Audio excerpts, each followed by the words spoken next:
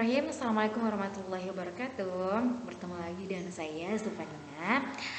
Di sini saya akan meringkas materi Islam dan modernisasi. Pengertian Islam. Menurut bahasa, Islam berarti masuk dalam kedamaian. Dikatakan aslam amruhu ilallah, artinya menyerahkan perkaranya kepada Allah Subhanahu wa taala.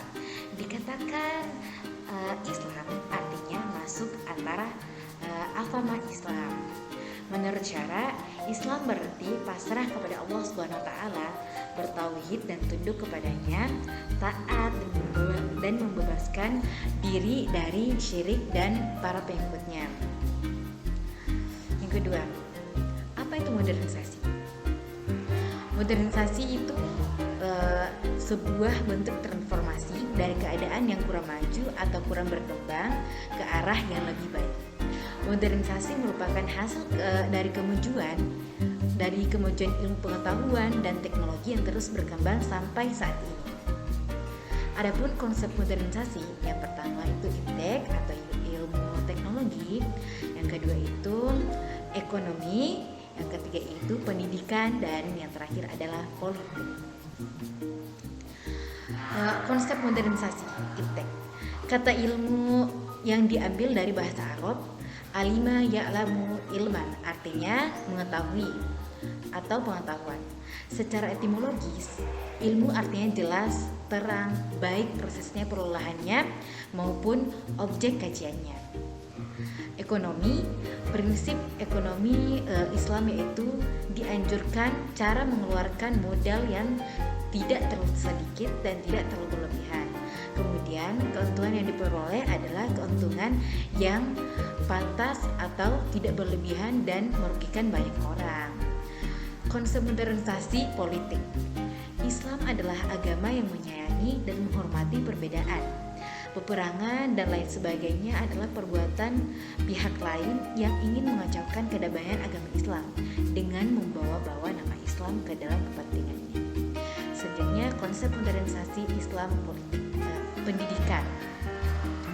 Pendidikan dalam Islam bertujuan untuk memanusiakan manusia. Pendidikan menjadikan manusia yang bertugas sebagai pengabdi di jalan Allah Subhanahu wa taala dan khalifah atau pemimpin di muka bumi. Konsep modernisasi, tujuan pendidikan Islam. Tujuan luhur pendidikan Islam yaitu untuk merealisasikan ubudiyah kepada Allah Subhanahu wa taala. Apa itu ubudiyah? Ubudiyah itu kendaraan kita untuk mendekatkan diri kepada Allah Subhanahu wa taala atau suatu ibadah khusus yang kita simpan supaya kita lebih dekat kepada Allah Subhanahu wa taala, seperti salat tahajud, sedekah, dan lain sebagainya, seperti zakat juga. Untuk mewujudkan tujuan tersebut, menurut An-Nawawi, Islam menggunakan 3 metode. Yang pertama itu adalah pedagogis, psikologis, yang lahir di dalam dirinya dan didorong oleh rasa khauf atau takut serta cinta kepada Allah Subhanahu wa taala, serta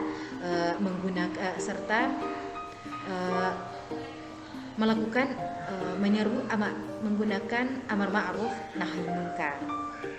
Yang kedua, saling menasehati kepada sesama agar menaati kebenaran dan menepati kesabaran.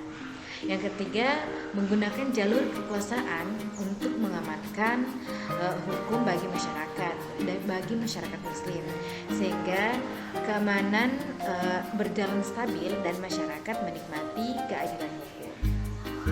Adapun karakteristik ajaran Islam yaitu rasional, yang mudah diterima, logika lah, bersifat logis. Yang kedua itu tidak mengandung kesulitan karena Islam tidak mempersulit.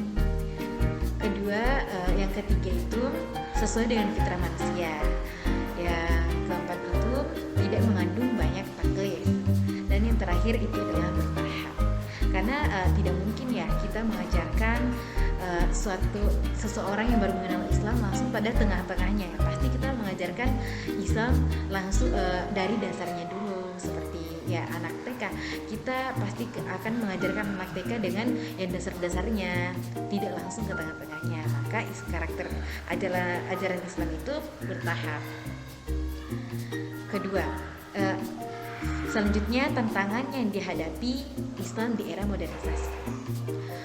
Ada beberapa tantangan, yaitu kemajuan iptek yang bisa mengubah pola pikir seseorang dan pergaulan,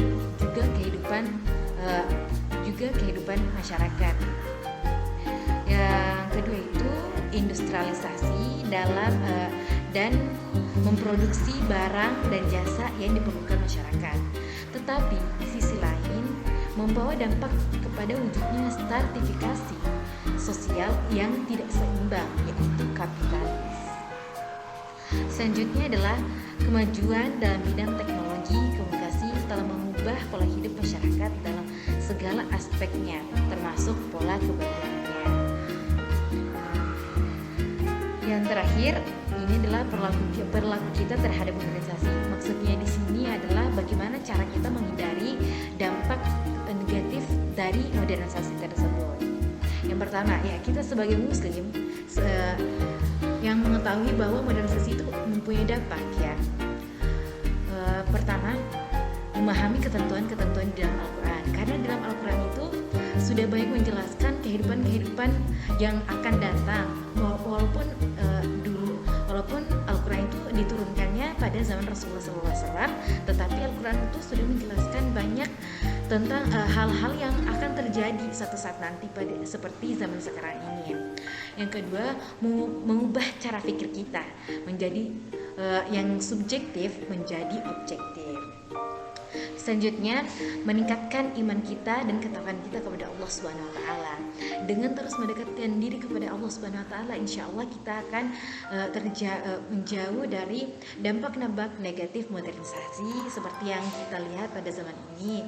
Banyaknya pergaulan bebas karena mengikuti gaya-gaya budaya barat yang menurut kita itu adalah modern, dan ya caranya itu kita harus mendekatkan diri kepada Allah Subhanahu wa taala, entah itu kita masuki majelis taklim, ikut belajar, mengikuti kajian online, mengikuti belajar mengaji, mendengarkan ceramah dan lain-lain. Banyaklah yang bisa kita lakukan untuk menghindari dampak negatif dari modernisasi ini. Ya teman-teman, mungkin ini saja yang bisa saya sampaikan. Kurang dan lebihnya mohon dimaafkan. Wabillahi taufiq wal hidayah. Assalamualaikum warahmatullahi wabarakatuh. Dadah, sampai